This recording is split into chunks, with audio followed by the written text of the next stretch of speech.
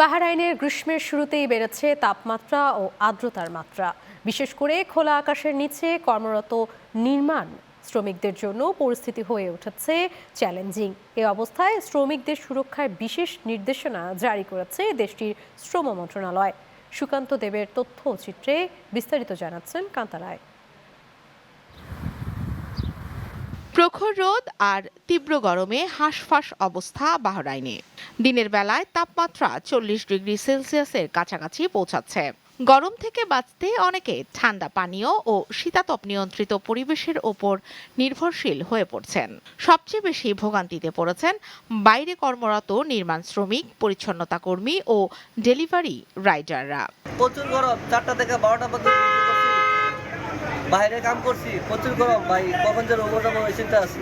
আর এই গরম, এমন অবস্থা গরমের কারণে আমাদের একটু পরে পরে পানি খাইতে হয়।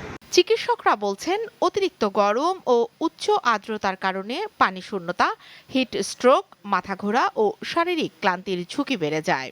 তাই এ সময় পর্যাপ্ত পানি পান, হালকা পোশাক ব্যবহার এবং দীর্ঘ সময় সরাসরি রোদে অবস্থান না করার পরামর্শ তাদের। 40 ডিগ্রি সেলসিয়াস তাপমাত্রা বা তারও বেশি হয়ে যায় এবং সেই সময় শরীরে ঘাম শুকিয়ে যায় এবং রোগী অজ্ঞান হয়ে তার এটা একটা প্রাণঘাতী জরুরি অবস্থা তৈরি হয়। আর যখন হিট এক্সজশন হয়, 40 ডিগ্রি নিচে শরীরে তাপমাত্রা থাকে কিন্তু প্রচণ্ড ঘাম হয়, শরীর ভেজা থাকে, মাথা ঝিমঝিম করে, মাথা ব্যথা হয় এবং বমি বমি লাগে এবং কিছু নিয়ম হতে পারে।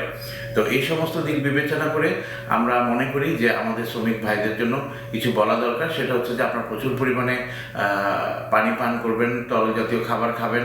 এদিকে তীব্র গরম ও উচ্চ আর্দ্রতার কারণে শ্রমিকদের স্বাস্থ্য ও নিরাপত্তা নিশ্চিত করতে বাহরাইনের শ্রম মন্ত্রণালয় 15 জুন থেকে 31 আগস্ট পর্যন্ত মিড ডে ওয়ার্ক ব্যান করেছে। নির্দেশনা অনুযায়ী শ্রমিকদের ভোর 4টা থেকে দুপুর 12টার মধ্যে খোলা আকাশের নিচে কাজ সম্পন্ন করতে হবে। কান্তা রায়, চ্যানেল 9।